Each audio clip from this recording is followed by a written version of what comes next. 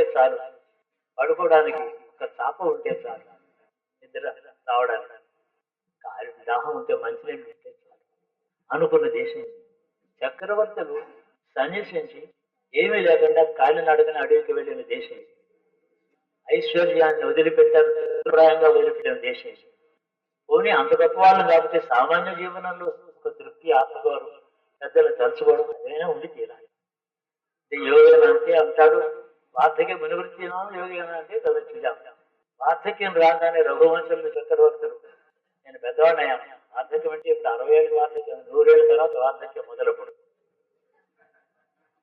ఎందుకంటే 160 సంవత్సరాలు అందరూ బతికిన కాలం అది.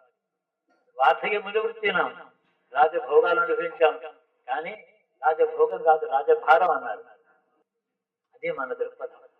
ఈ రాజు అనిపిస్తున్నారు భారం ఇది, అయినా నా భారం నువ్వు తీసుకో, వెళ్ళిపోతాను, వస్తే భార్య వస్తుంది, లేకపోతే లేదు.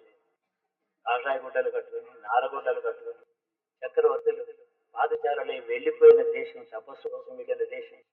ఆ భారతదేశం ఎక్కడ? నేటి భారతం ఏమిటి?